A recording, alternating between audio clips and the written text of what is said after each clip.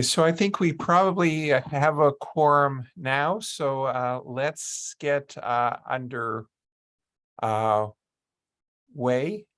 I'm Larry Leader. I'm an endocrinologist, director of the lipid clinic at St. Michael's Hospital, professor of medicine at the University of Toronto. And I very much appreciate the invitation to speak to you today on dyslipidemia and cardiovascular disease. Here are my disclosures. I've worked with the various companies involved in the lipid area, including Novartis, who is kind enough to sponsor my presentation today. So just to start off, I think we no longer talk about the LDL hypothesis.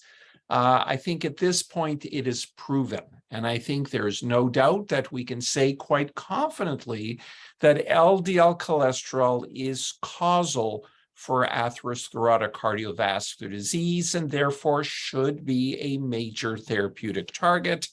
And we have various lines of evidence, including not just biology, not just epidemiologic studies, but most importantly, multiple randomized controlled trials with various lipid-lowering agents.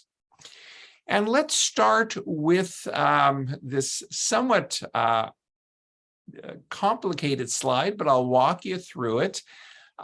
Here you see the magnitude of exposure to lower LDL versus the proportional reduction in risk for coronary heart disease. And the orange squares represent randomized control trials, each square representing a different study. And you see the greater the magnitude of exposure to lower LDL, the greater the event reduction. The green lines, green squares represent prospective cohort studies, an even stronger relationship.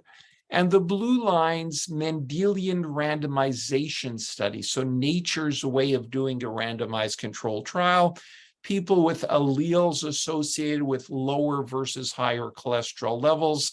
And here the relationship is strongest. And the reason for the differences in the steepness of these lines probably just relates to duration of the lower LDL. Randomized controlled trials are typically 3 to 5 years duration. Cohort studies may be 10 to 12 years. Mendelian randomization studies representing a lifetime of higher or lower cholesterol levels. So the messages from this slide is that not just that lower is better, but that the longer we lower cholesterol, the greater will be the benefit, and that the benefits seen in our randomized controlled trials are probably underestimates of the long-term value. And there's a lot of interest in the last few years on cumulative cholesterol years, so similar to smoking pack years. And presumably there's a threshold for onset of ASCVD. And in our patients with severe hypercholesterolemia from birth, such as those people with familial hypercholesterolemia, one may reach that threshold at a relatively young age and have early vascular disease. People with moderate hypercholesterolemia occur somewhat later, modest hypercholesterolemia even later. But the name of the game is ideally to have a lifelong low LDL, so therefore a patient will never reach this threshold for ASCVD. And let's start with the statins. And at this point, we have over 25 different statin trials. And there's been a number of pooled analyses from the so-called cholesterol treatment trialist collaboration. Here you see a meta-analysis of 14 statin trials.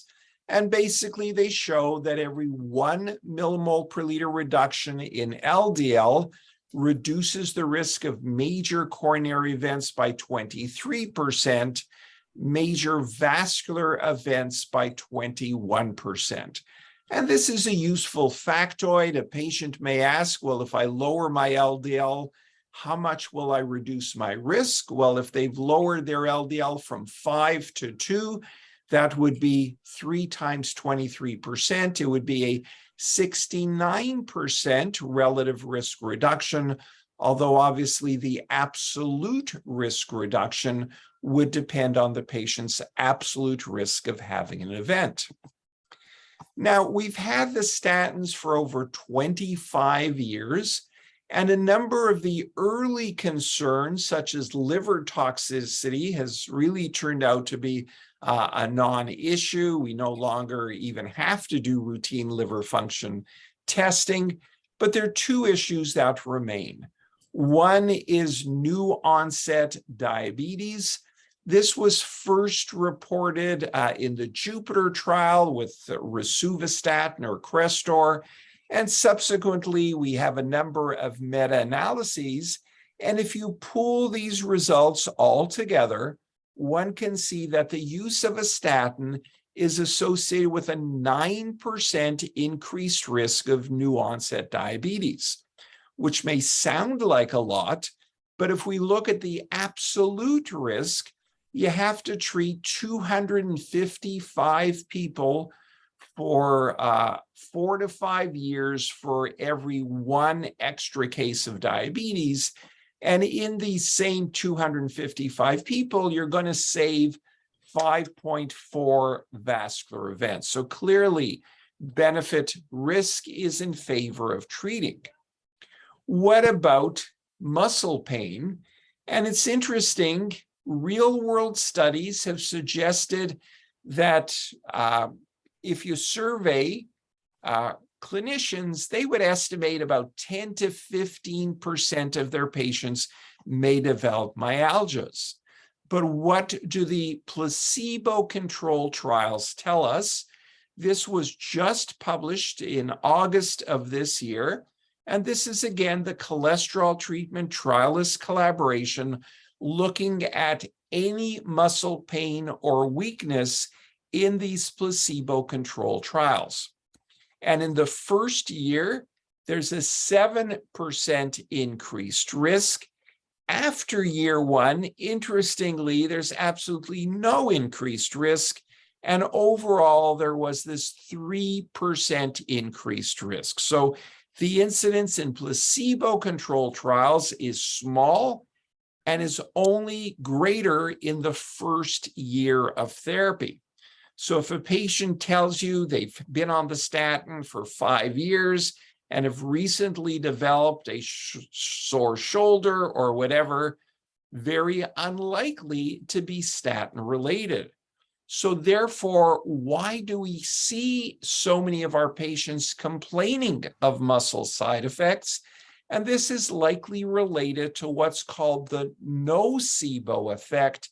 Patients read on the internet that muscle issues are common, and therefore any muscle side effects they attribute to the statin.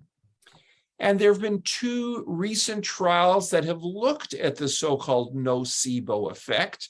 This one, called the Samson trial, took 60 adults who discontinued statin due to side effects and did N of 1 trial. Each patient received 3 different treatments in random fashion.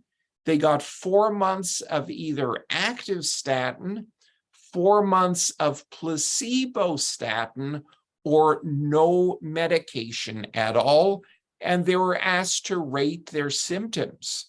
And as you can see here, those patients on placebo tablets had 90% of the side effects of people on real statin. So it's not being on a statin that causes muscle side effects. Thinking that you may be on a statin is sufficient to increase the risk of statin side effects. So let's come back to LDL lowering. And one of the phenomena that has been concluded from the various trials is that lower is better.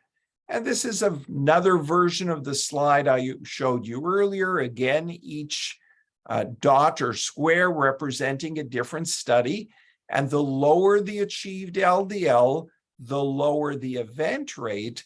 But until recently, we didn't have a lot of data going below an LDL of 2. And people therefore wondered, what is the nature of the association at very low LDL levels? Might it be J-shaped, where lowering LDL further is not associated with any further benefit and may actually cause harm, such as with blood pressure lowering and perhaps glucose? Or is it a straight line and is lower is better? And in fact, we now have additional data from the use of ezetimibe and PCSK9 inhibitors showing that, yes, indeed, lower is better. And I'll show you some of that evidence. We also have evidence from so-called IVUS studies, intravascular ultrasound studies, that have shown that the lower the on-treatment LDL, might you not only stop progression of atheroma plaque, but you may actually cause pre-existing plaque to get smaller. And our patients like hearing this, that yes, if we get your LDL lower enough, we can make the plaque smaller. The reality is the magnitude of this plaque regression is relatively small. And what's probably more relevant is the results of another recent study called Huygens, which took patients with a history of non-STEMIs and elevated LDL, randomly assigned them to placebo or evolocumab, Repatha, and assessed plaque thickness using something called OCT, optical coherence tomography. And if you look on the left, you can see that the lower the achieved LDL, the greater the increase in minimal fibrous cap thickness. So in other words, one increases the plaque size and therefore increases plaque stability and makes it less likely to rupture. And if you look on the right, here you see the absolute risk LDL reduction. And it seems that you need an LDL reduction of at least 2 millimole per liter, an absolute decrease of at least 2 millimoles per liter, before you start seeing an increase in this minimal fibrous cap thickness. So most importantly, of course, is outcome results. So here, IMPROVE-IT trial with ezetimibe, simvastatin plus ezetimibe versus simvastatin alone. Very small difference in LDL, 1.8 versus 1.4, but a significant but modest additional 6.4% event reduction. The Fourier trial with evolocumab, Repatha, took patients with a history of stable vascular disease and gave them either evolocumab or placebo on top of their statin therapy. The mean LDL was 0.8 on evolocumab versus 2.3 on placebo, a significant 15% decrease in the primary endpoint, which is shown in the title as a MACE plus endpoint, and a 20% decreased risk of the more traditional MACE. And here you see the NNT. The trial was just 2.2 years duration.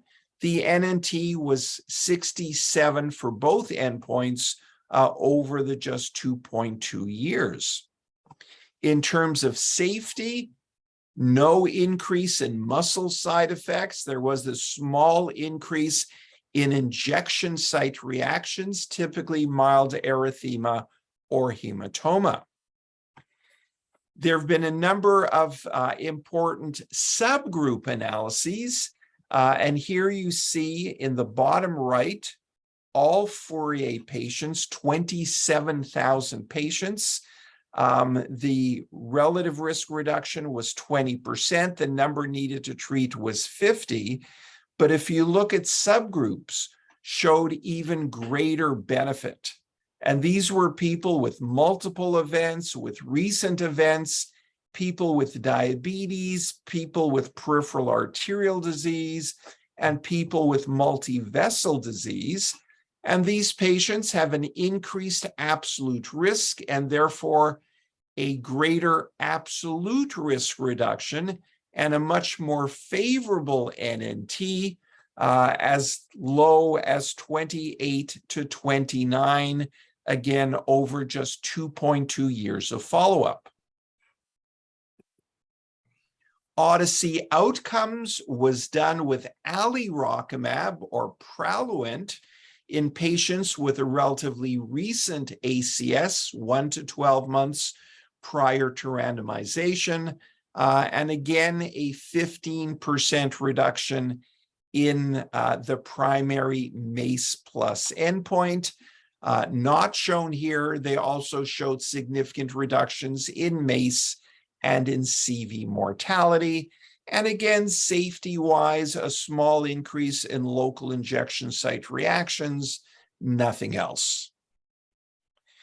From coming back to Fourier, there was an analysis to look at achieved LDL versus likelihood of having an event. The red line being the point estimate, the blue lines, the 95% confidence intervals. And you can see the lower the achieved LDL, the lower the event rate, going down to an LDL of less than 0.5. And if you look at safety, and here in purple are these people with achieved LDLs less than 0.5, these various endpoints, none of which were increased even in the patients with the lowest achieved LDL levels. And there was a further analysis from Fourier, and then also including some of the other trials in a meta-analysis. Even patients who started off with an LDL of less than 1.8 did show further event reduction when one lowered their LDL even further. Now, some people are surprised about the safety. So to make a long story short, multiple studies have found no association between very low LDL concentrations and hemorrhagic stroke risk, despite some early concerns. The increase in incidence of new onset diabetes with very low LDL levels, variable across studies. Reductions in LDL cholesterol to very low levels have not been shown to increase the risk of cognitive impairment. And similarly, low LDL levels have not been found to impact gonadal or adrenal steroid production. And again, people say, well, doesn't our brain need cholesterol? Don't our adrenal glands and gonads need cholesterol? The answer is yes, they do, but they synthesize their own cholesterol. These organs are not dependent on circulating LDL levels, and that's why even very low achieved LDL levels do not appear to be associated with any significant side effects. Now, there is further recent data that are informative. And again, just in the last 2 months, we have the results of an open label extension of Fourier. So again, the original Fourier trial, 2.2 years, patients receiving evolocumab or placebo. At the end of the randomized phase, everyone who was initially on evolocumab continued on it.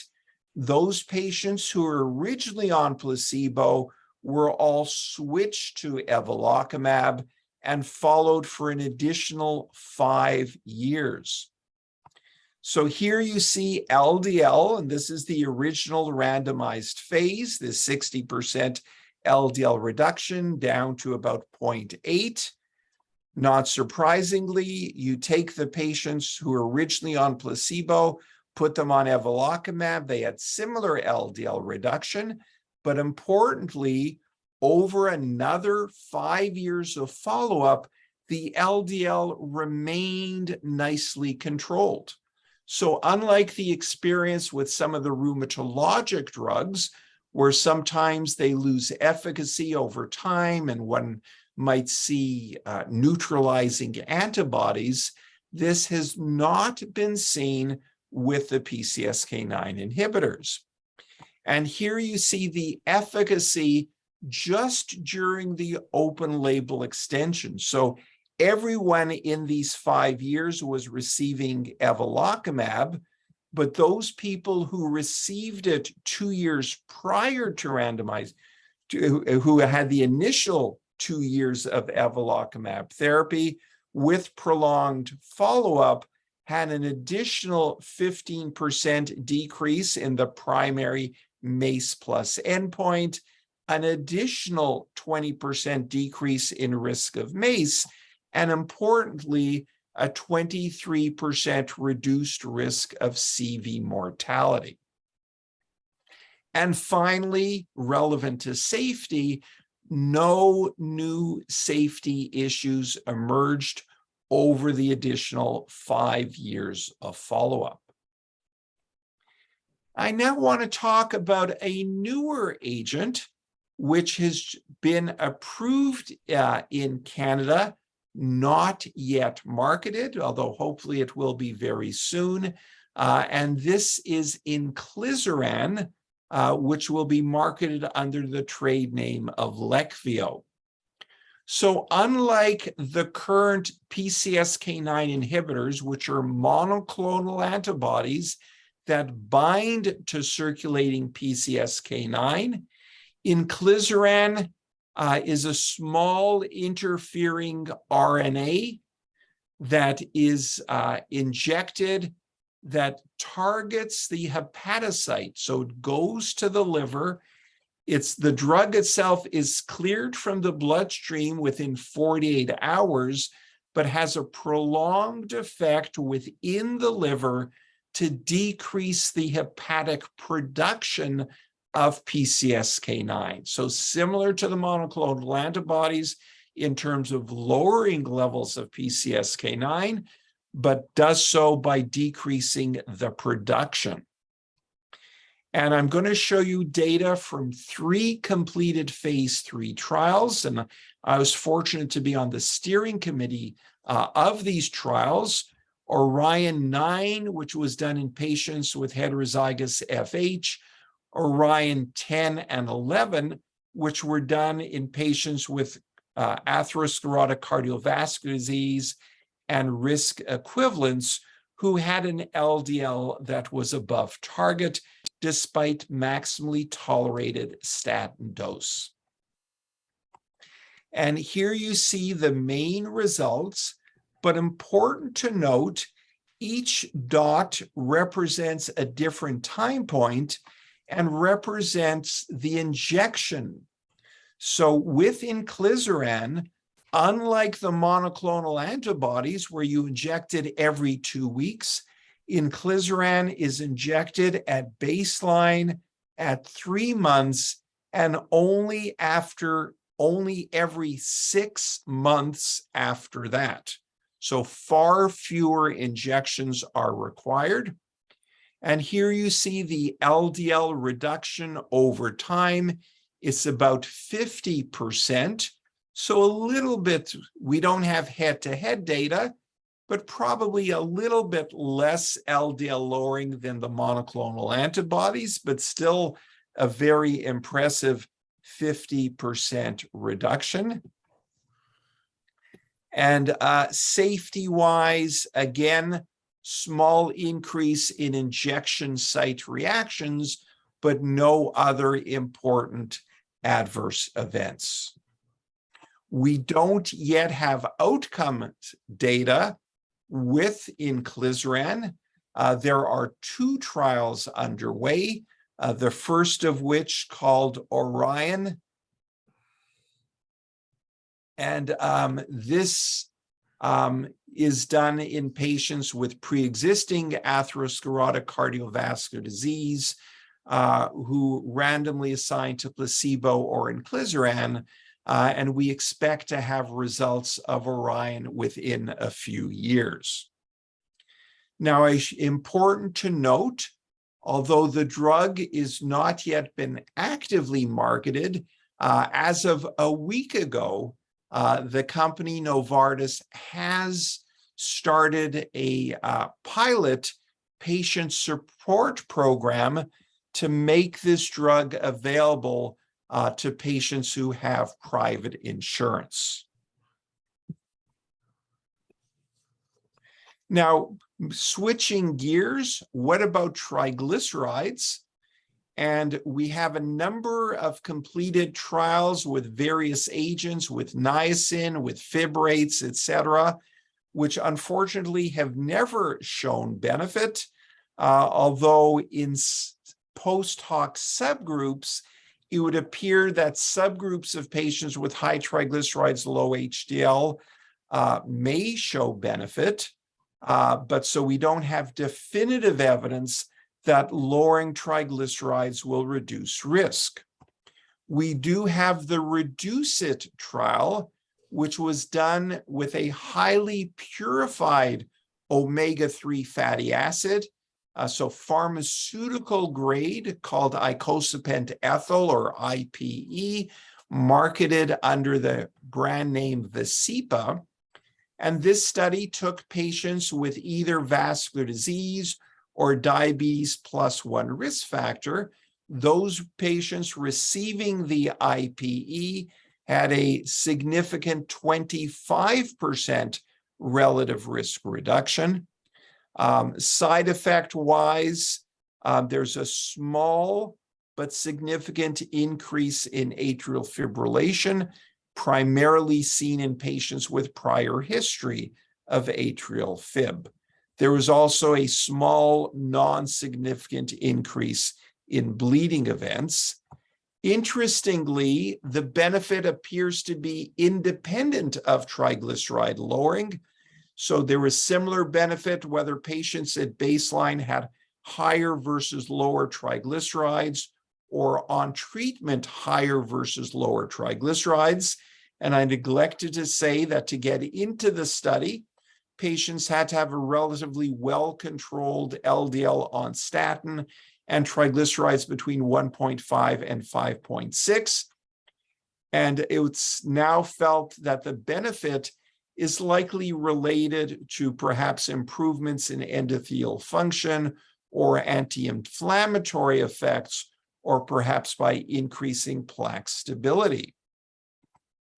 Subsequent to the publication of REDUCE-IT, we have another study called STRENGTH, which used a different pharmaceutical grade fish oil, which contained EPA and DHA, which did not show benefit. And at the American Heart Association meeting coming up in 2 weeks' time, we're going to be showing the results of another trial looking at triglyceride lowering, the PROMINENT study with a new drug called, not approved, called pemafibrate. And it's already been announced in press release that PROMINENT also did not show CV benefit. So we have multiple studies with multiple agents showing that triglyceride lowering does not reduce the risk of vascular events. We do have benefit in REDUCE-IT, which is felt to be independent of triglyceride lowering. And therefore, our guidelines currently recommend lowering triglycerides if they're very high to reduce the risk of pancreatitis, but not to reduce the risk of vascular disease. So let me go through with you our latest guidelines, the 2021 Canadian Cardiovascular Society lipid guidelines. So primary prevention, again, we say do some measure of risk. Most commonly, we use the Framingham risk score. Low risk, less than 10%, intermediate risk, 10 to 19, high risk, Framingham risk score, more than 20%.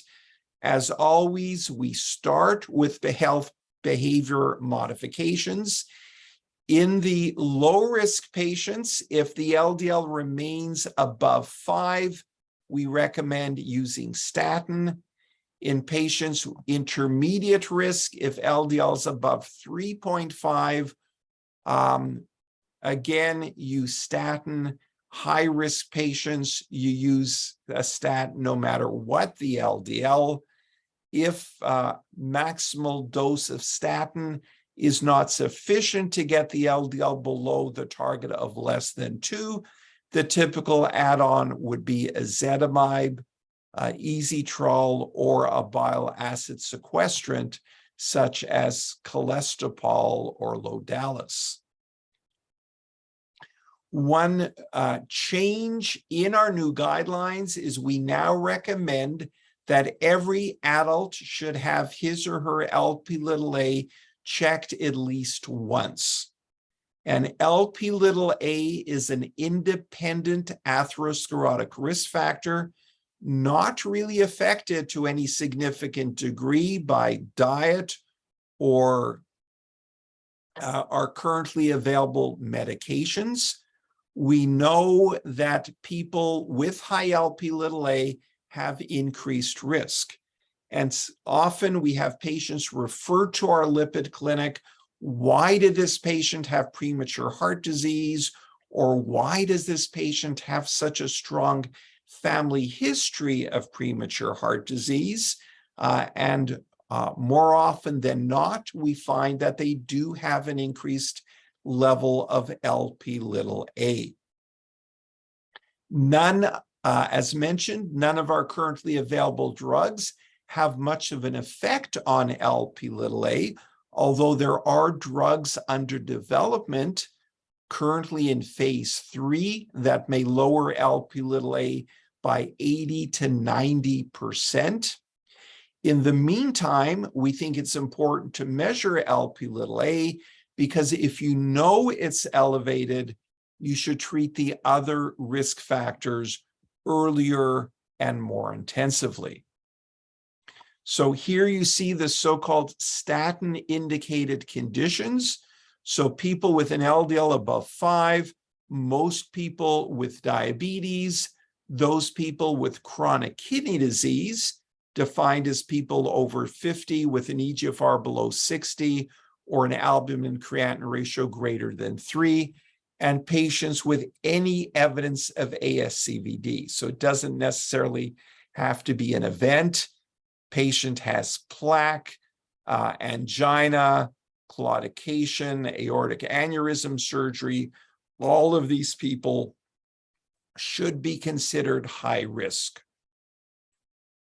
If we look at the ASCVD patients specifically, we now have, rather than a target, we have a threshold.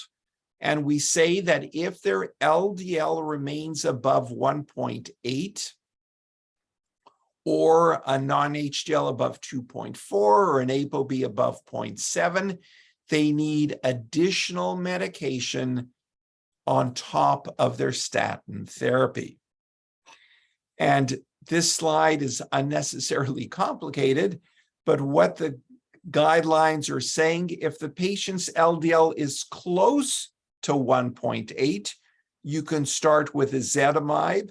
If it's significantly higher, if the LDL is 3, You know that you're not going to get the LDL below 1.8 with ezetimibe, which typically lowers LDL by 20%.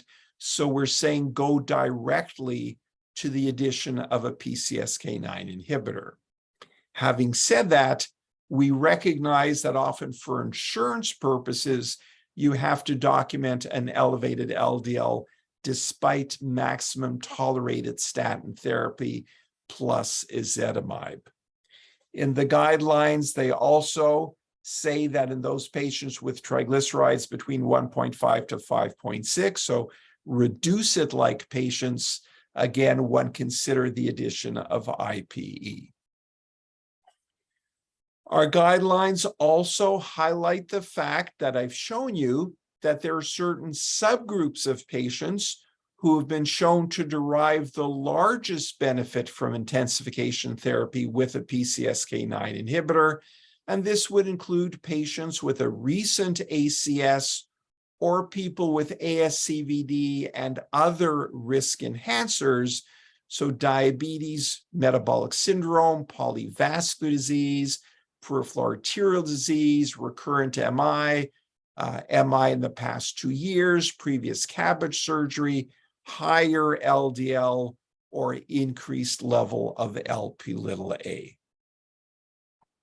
So in conclusion, because I want to leave a lot of time for discussion, lowering LDL cholesterol and maintaining a low LDL cholesterol level are essential to reduce cardiovascular risk. Our new guidelines emphasize lipid and lipoprotein threshold recommendations for therapy intensification. I didn't show you data in the interest of time, but unfortunately in Canada, we have multiple recent studies showing that there continues to exist a care gap in lipid management, and additional strategies such as IPE may result in additional cardiovascular risk reduction. So thank you again for joining, and I'd be pleased to answer any questions that you may have, either through chat, or please open up your mics and be pleased to answer any questions you might have.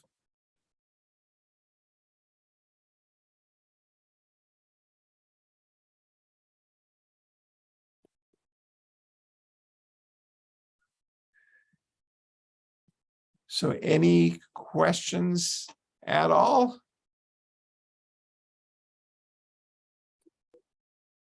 Larry, Jim Cherry here. Hi, Jim. So the CCS guidelines say 1.5 and up for IPE, but the Ontario guidelines for use are 1.7. What should I tell the people who are between 1.5 and 1.7? Yeah, so just to clarify why there is this discrepancy.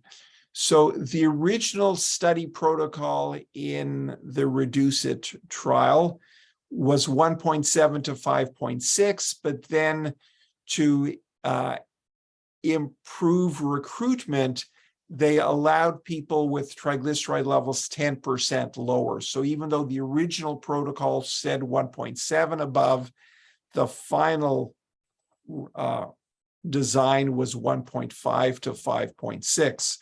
It's of note is that if you actually look at the Canadian indication for IPE, they don't even specify a triglyceride level. So what do you tell your patients between 1.5 to 1.7? I would repeat it. We know there's a lot of variability from visit to visit. And I didn't say this, but of course, you know, if they had a drink of alcohol the night before, that may push their 1.5 to 1.8. But I never said this. But if they had some juice the night before or alcohol, doesn't take much to push to cross the line. Any other questions? Sorry, I see in the chat. Yeah, thank you for raising this. Practical standpoint, is lab testing for ApoB and Lp(a) covered in an outpatient setting? So about a year ago, the Ontario government did a pilot project where testing for Lp(a) and ApoB is an insured MOH benefit. They've now extended this pilot for another year, so we know that it's going to be covered at least until March 2023. So again, the recommendation is just to measure Lp(a) once, so get the patients in quickly before March, and it'll be covered at your local lab.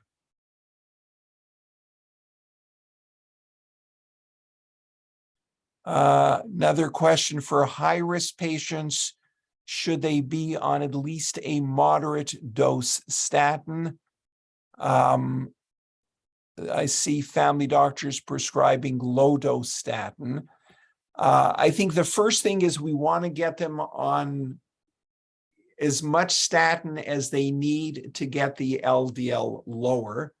So, you know, if a patient with ASCVD has an LDL of 1.5 on 10 milligrams of rosuvastatin, I don't have a problem with that. But yes, we need to use the right amount of statin to get the patient to target. And, you know, the same as we're talking earlier is better when it comes to treatment of heart failure. The same thing applies to lipids. And if patients have had a recent ACS, you know, I hope we get away from starting the patient on a small dose of statin and gradually increasing it. If you need a 60% LDL reduction, don't start with a drug that lowers LDL by 30%. Start the patient on an appropriate dose right off the bat. And if you know you don't get there despite maximum tolerated statin dose, then add ezetimibe plus minus a PCSK9 inhibitor. Sharon Roth, long time no see. Do you foresee a reduction in cost of the newer medications? Patients not on ODB can't afford PCSK9 out of pocket. And the I wish the prices will be reduced. Time will tell. And just to clarify, even for patients on ODB, at the present time, it's only covered for patients with FH rather than the broader group of patients with ASCVD. The existing, the monoclonal antibodies cost about $6,400 a year. They do have patient support programs where they may reduce the cost by about up to 50% if patients are paying out of pocket.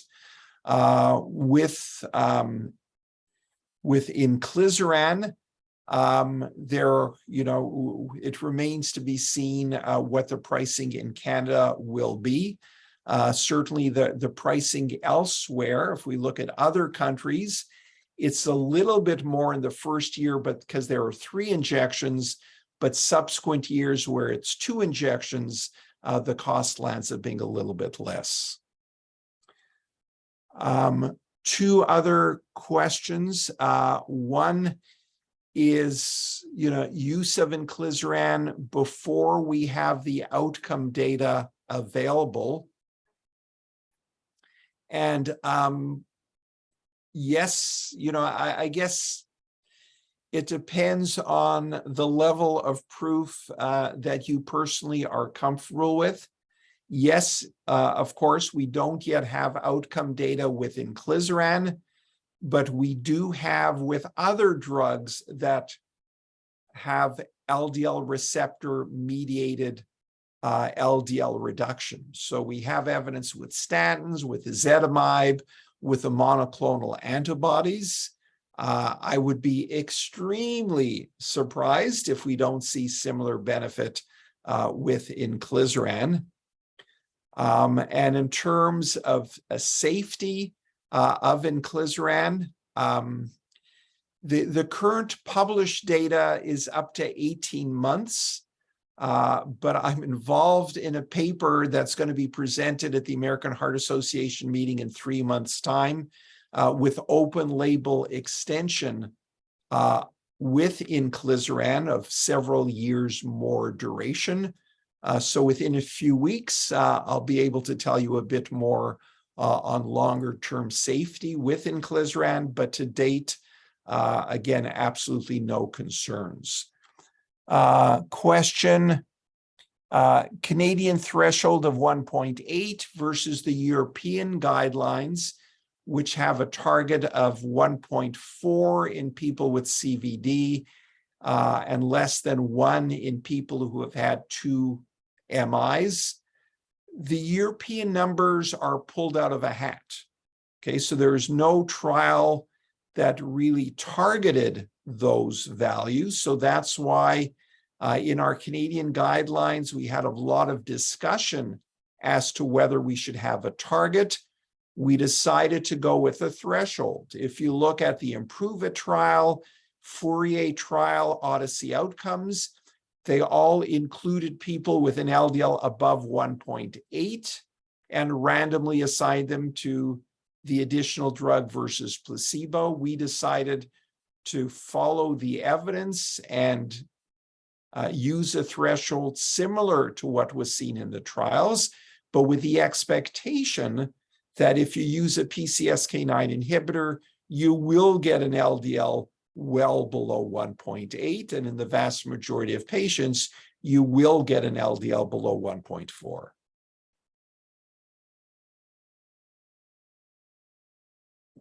We just have a few minutes remaining. Any other questions?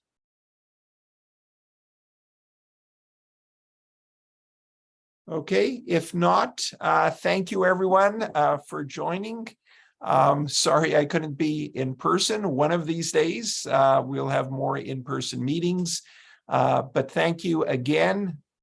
Bottom line, no longer an LDL hypothesis. We know that LDL reduction will reduce events. We no longer say lower is better. We now say lowest is best.